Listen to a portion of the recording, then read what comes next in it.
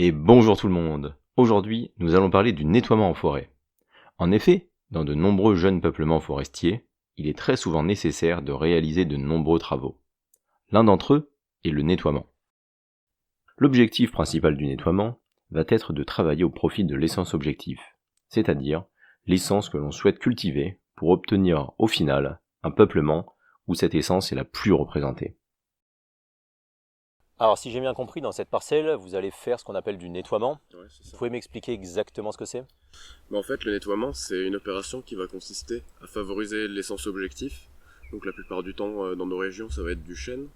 Donc l'intérêt, ça va être d'enlever tout ce qui est brun, qui sont susceptibles de frotter la tige.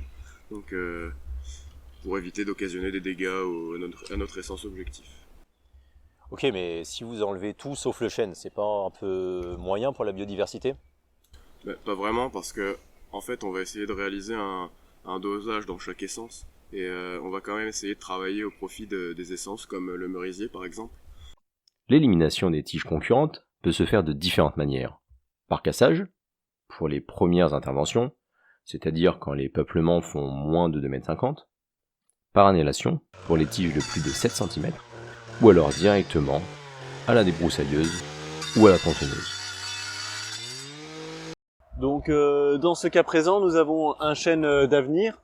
Donc comme on peut le voir, il est bien droit, mais il a un problème, c'est qu'il a un charme juste à côté qui frotte.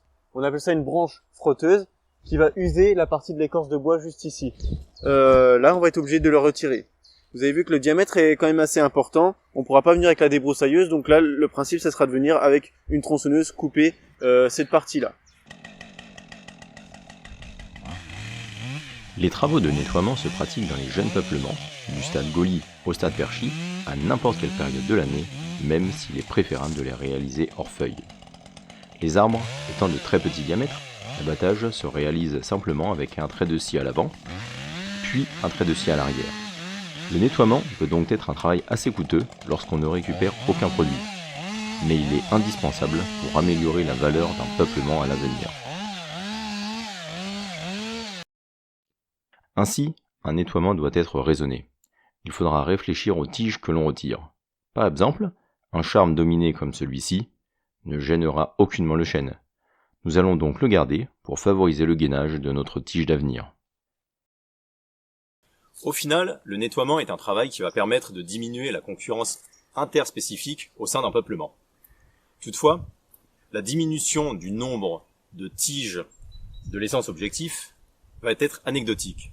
C'est pourquoi on va procéder à un autre travail qu'on appelle le dépressage. Mais ceci est une toute autre histoire. Alors, à la prochaine!